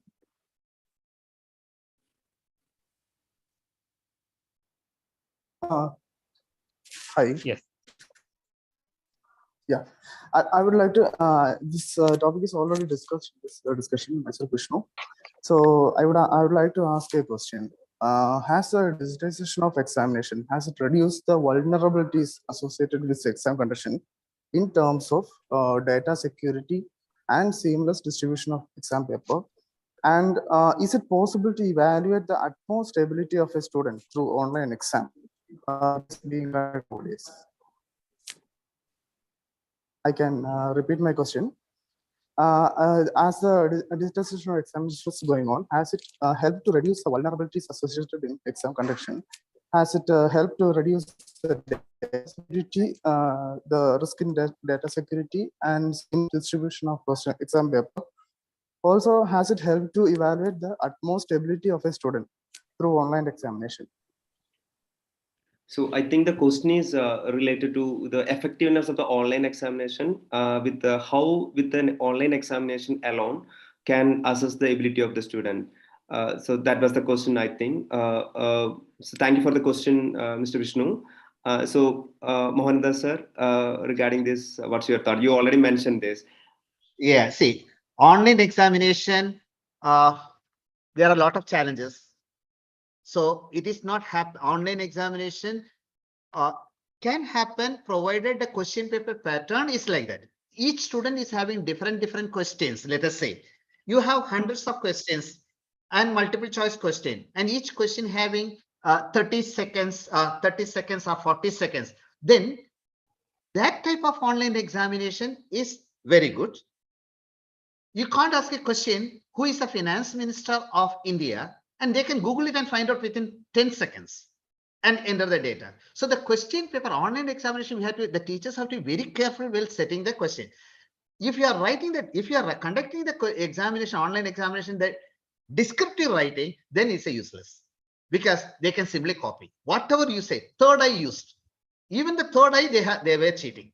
So the cheating, and as Dr. Veena said, everything is on the YouTube, how to cheat. And there are so many ways the students can cheat. So descriptive examination, online examination, we can't do that. But as Mr. Vishnu asked a question, we can actually do the evaluation of the correct potential of the student can be brought in to assess, provided the question papers, the questions are properly written. And the time taken for each question can be multiple choice question. It can be reduced so that student will not have much time to refer somewhere and answer this. This we have implemented for the practical examination based on the topics under the practicals. So that we have done. It was successful. But theory, I'm not sure. I'm not happy with the descriptive questions. Okay. Raju sir, your thought on that? This is quite a difficult question to answer because a lot of vulnerabilities exist even when we conduct examination in online platform. I agree with Mohandas sir what he said about, because for the multiple choice kind of questions, and if the questions are keep changing for every student, then online platform is going to be good. But if it is a descriptive kind of the question paper, then I think students have their own way of the copying answers. I think that will fail when it is descriptive type of questions. Okay, and students, they will find their own ways to copy also, as Mohandas said that they will find in either YouTube or there variety of possibilities are there. A student will find their own ways to copy when the exams are conducted in online mode. It's not a good platform for descriptive type of questions. Oh, okay. Yeah. Thank you, sir. So actually, the Beena ma'am is in another meeting. That's the reason he couldn't answer this. So I am going to the next question. So shall I ask one question? Yes, sure. Even though we follow outcome-based education, are we really measuring the outcome based on that the action has been taken? Yeah. So this question is regarding the outcome-based education, OBE, effective implementation of OBE in the education sector. Raju sir, your thought on that? Yes, sir. So this is a really good question. OBE is it's like a process. Okay, most of the education institutions, whether either NBA accredited or not, they have to follow the OBE. OBE exists, But NBA is basically an agency that measures the outcome-based education, that's all. But OB, of course, it's a measurable, of course, because whatever we teach, it comes, if you look at a course, the difficulty of the course is measured in terms of credits. A similar way, the students, we write, how we answers, everything is measured in terms of marks. The overall assessment is measured in terms of marks. Likewise, every course will have, the course outcomes. Course outcomes, it depends, how we are going to measure them. Because sometimes, if you give weightage, say, for example, 60% weightage, if it is given for the internal assessment, then definitely, the outcomes, the course outcomes, you should define such a way that certain kind of assessment patterns, such assessment methods, what you're going to adapt for the course. Depending upon that, you can measure the course outcomes. For example, see, let us say, for example, analog electronic circuit, which I particularly handle in this semester. And in the beginning of the semester only, we will plan what will be the course outcomes. NBA defines 12 program outcomes, and our course outcomes should match with this one of those, at least, the majority of those program outcomes. Generally, we match, at least 3 to 4 program outcomes from our course outcomes. That's how the course, the design has to be made fully appropriate to the course offering to the students. Your question is basically whether course outcomes are really measured. Of course, when the internal assessment is conducted, we measure course outcomes, and when semester end examinations are conducted, again we measure course outcomes, and again the weightage depends. As I told you, it's a 60-40 or 40-60 rule. Generally the institutions will adopt in measuring the course outcomes that in turn map with the program outcomes. I think that I've answered your question. If still there are any queries, I can. Yes, sir. My thing is, suppose if a student, suppose we have 5 outcomes, if one failed to say obtain or 2 outcome, but still he is moving to next semester. Then if it is that, then he is not fulfilled his obligation. Say, am I right? See, the course outcomes are generally achieved with the entire group of students, not with individual students. Okay, entire class of students. Suppose in a class, if there are around 70 to 80 students, the course outcome, because one student, we can't measure the course outcome, of course. The course outcome is defined for the entire batch of students. Okay. Okay, it can't be measured over individual students. Yeah, that's what I would like to. Yes, sir. Thank you. Okay, sir. Thank you. Mohan, sir, your thoughts on this OBE implementation? No. Sir has already explained everything. I don't have to add anything more on that. Okay. So the next question I'm seeing in the chat, how do you address the issue of cheating and internet connectivity in the case of online examination? Dr. Uday Kumar, controller of examination, Wales University. So it's already covered. So the BNM already mentioned it, and also the Mohandas sir and I sir also mentioned about this particular case. So again, I mean, the question is coming: cheating and internet connectivity problem. So how we are going to deal with these particular cases? This is from Uday Kumar, COE, Wales University. Whom you are asking? Yeah, sir, Mohandas sir, the first. Okay, see, we can't avoid all those things. If the student comes and tells that once they see the question paper and question paper is difficult, and if they say that internet connectivity is not there, we are bound to give a re-examination. Nothing can be done. So students from Northeast and saying that I don't have the internet connectivity. Kashmir, internet is cut for 1 week if there is any problem. How the student will write from there? So we have to conduct a re-examination for that. So there is no other way. So internet connectivity, we have to accept what the student is telling. Then cheating is happening. We have third eye. First we conduct the examination with 2 eye. Then third eye is also there. 1 more camera from backside. So how can all the students have 3 cameras? I mean, system, 1 mobile phone, 2 mobile phones and 1 computer. It's not possible in our Indian system. So, but still we were implementing, and those who couldn't do that, we allowed them to not to have the third eye also. So these are the difficulties. Cheating will happen in the online exam. But as I said, if it's a multiple choice question with a time limited to 45 minutes for a single question, and each student is having different questions, excellent. Nothing can be done. Student cannot do anything. They have only 45 minutes, 45 seconds to answer a question. But the teacher should be careful to set a question that the student must be able to write within 45 seconds. So they cannot ask a question with the 2 or 3 formulae they have to use to solve the question. That should not be there. So only with that, my experience, only with that, it is online examination successful. The remaining thing, I'm not happy with it. Online examination. Okay, sir. Yeah, Raju sir. If college has got any, their own cloud or their own servers, in such a case, within campus, okay, the question papers can be delivered to the student, and so that internet connectivity can be turned off. Okay, because questions are directly accessed within the campus-based, server, and without any internet connectivity, the students can write examinations. That's only possibilities. If internet connectivity is switched on, and if there's a question paper online, then it's very difficult to monitor the student. I think the students have their own ways, to copy in online examinations. So it's highly impossible, sir. Okay, sir. So the next question is, what is your opinion on printing Bloom's level and COs in the semester and semester examination? And I think the question is regarding how you can measure Bloom's level in the question paper. That was been meant. Again from the Dr. Uday Kumar, UAE Wales University. Raju sir. Yes, sir. Yes. There's something called revised Bloom's taxonomy, which starts from remember and ends with a create. And most of our question paper at BMSIT, we try to map with the course outcome. Every question, we'll map it to the course outcomes. Generally, a course will have 4 to 5 course outcomes. It's not course objective. Course objectives are different. Course objective is from the faculty point of view. Course outcomes are from the student point of view.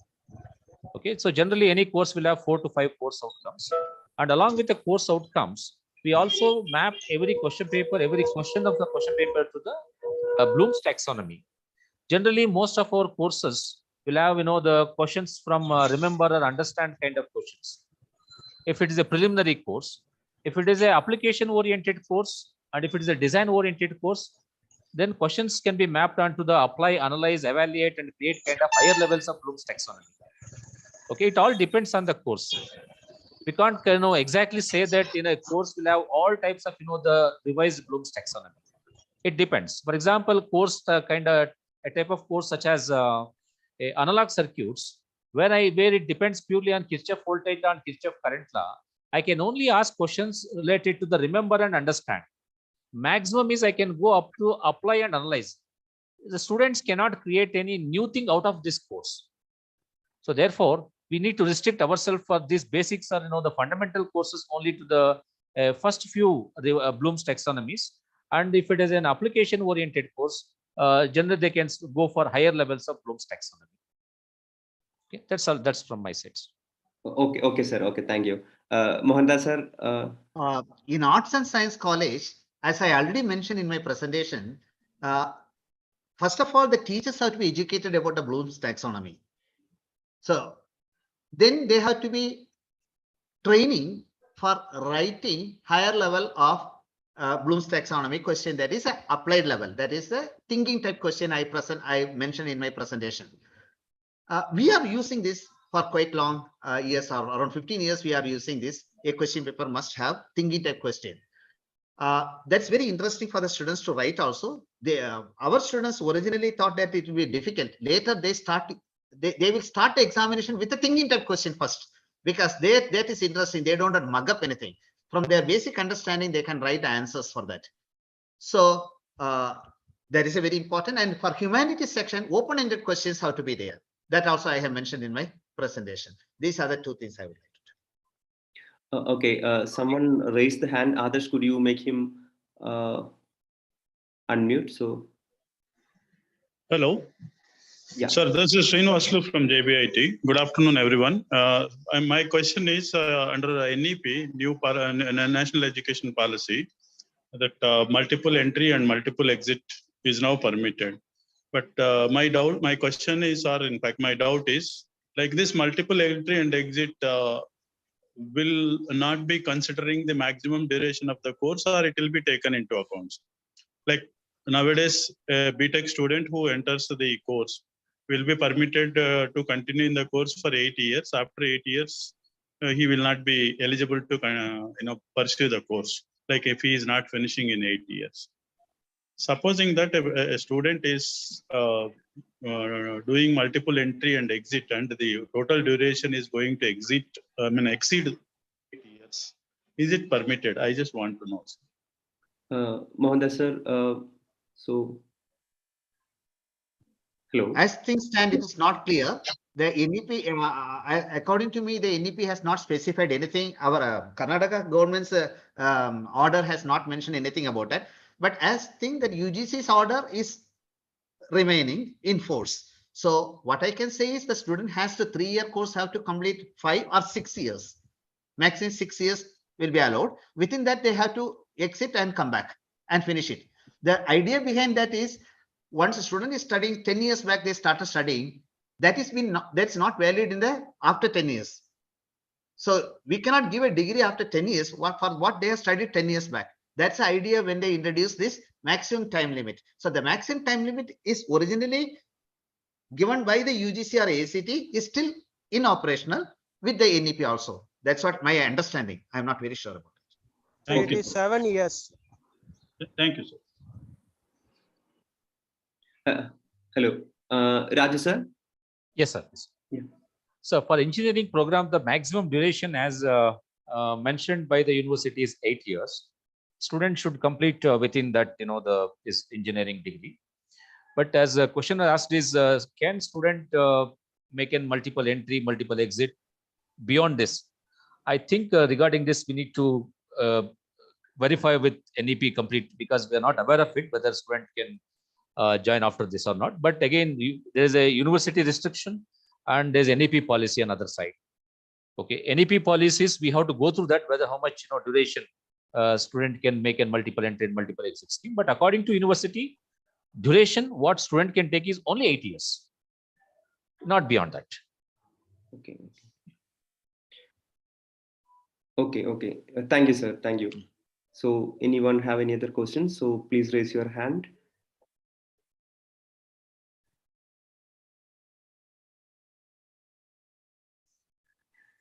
I think so. No one is raising the hand. Probably we covered most of the doubts and most of the topics. So thank you all the panelists for this beautiful discussion. So now you can take the stage, Adesh. Okay. So once again, thank you all the panelists, and thank you, Boston. So with this, I think we have come to the end of this discussion and the event. So before we wind up, I would love to extend our thanks to everyone who made it here today. Thank you all once again for joining. And not just the people who made it here today, there are others who are watching this on YouTube. Thanks to you too. And many educators who could not make it today due to their busy schedule have requested for the recording of this event. And thank you to you too. So with that, we are coming to the conclusion.